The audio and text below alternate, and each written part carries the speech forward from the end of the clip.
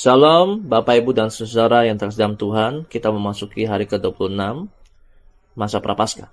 Dan pagi hari ini kita merenungkan tentang kehinaan dan kenistaan penyaliban Yesus. Yohanes 19, 23, 24 menjadi dasar perenungan kita pagi hari ini. Sesudah prajurit-prajurit itu menyalibkan Yesus, mereka mengambil pakaiannya lalu membaginya menjadi 4 bagian.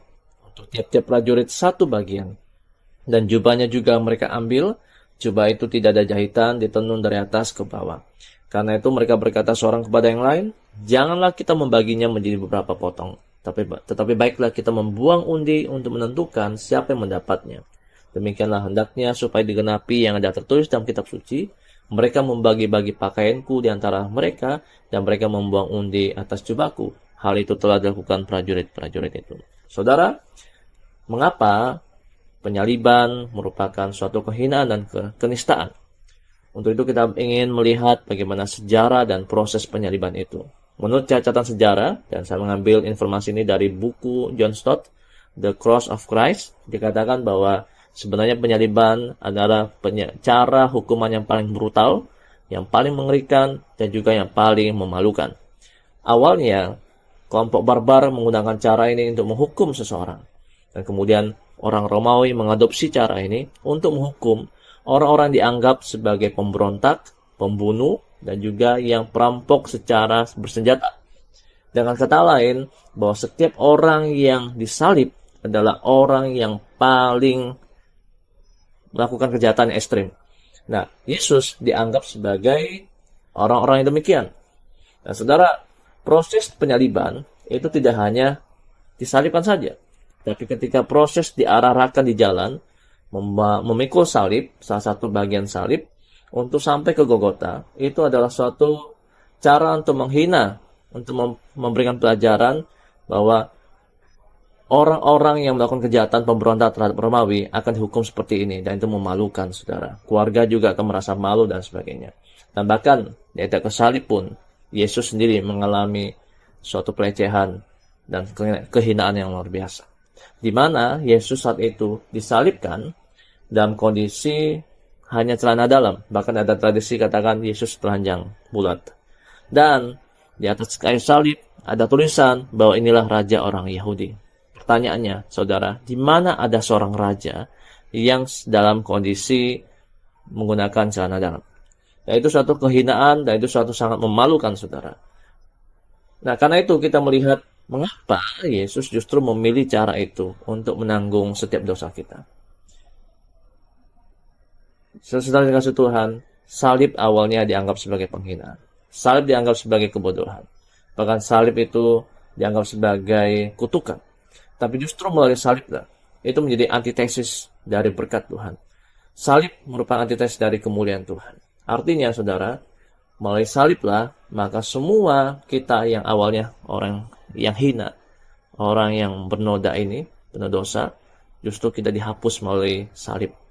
Ini menunjukkan bahwa salib merupakan cara satu-satunya untuk mengangkat kita, mengubah kita, menyelamatkan kita. Itu semua karena kasih Tuhan.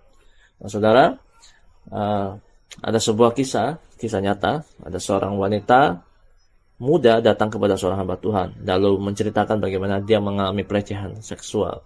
Dan dia merasa dirinya kehilangan harga diri dan sebagainya, dan merasa sedih dan putus asa. Lalu pendeta itu berkata, engkau jangan sedih, sebab sebenarnya kita adalah pelaku-pelaku juga, pelaku-pelaku pelecehan seksual yang mengerikan. Lalu wanita muda itu bertanya, mengapa bisa demikian? Pendeta itu melanjutkan bahwa Yesus disalib itu juga karena kita semua dosa-dosa kita. Gara-gara kita lah, karena dosa-dosa kita lah, Yesus harus dilecehkan. Yesus harus disalibkan secara telanjang, dan itu memalukan. Nah, saudara, dengan demikian membuat kita sadar bahwa Yesus disalib itu bukan karena dosa Yesus, itu justru karena dosa-dosa kita.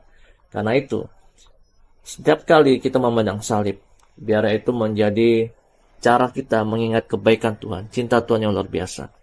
Awalnya itu dianggap penghinaan, mengerikan. Ya memang betul, penyaliban merupakan hukuman yang paling mengerikan, karena menderitanya, matinya pelan-pelan. Tapi Yesus melakukan semua itu adalah cara untuk mengangkat kita semua, untuk menyelamatkan kita semua. Dan karena itu kita jangan pernah lagi malu untuk memakai salib, atau terus mengingat salib sebagai simbol cinta Tuhan yang tertinggi.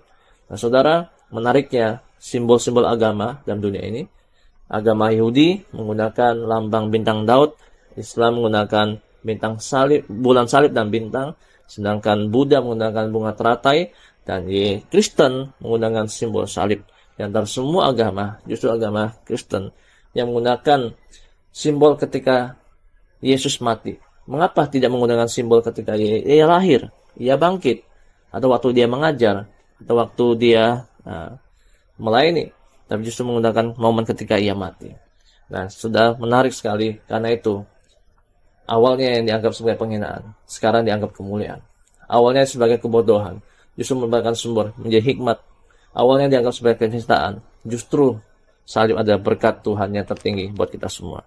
Karena itu saudara, kiranya masa Prapaskah ini menolong kita terus untuk menyadari bahwa kita harus membagikan salib ini kepada banyak orang. Bahwa salib adalah kabar baik, salib adalah simbol kemuliaan Tuhan. Saudara, pertanyaannya adalah bagaimana hidup kita sekarang ini? Di masa Prapaskah ini, mari kita bertobat bersama-sama. Jangan lagi kita menghina Kristus, menghina salib Kristus melalui dosa kita, melalui perbuatan dosa kita. Karena itu kita mau hidup memuliakan Tuhan. Tuhan Yesus memberkati. Amin.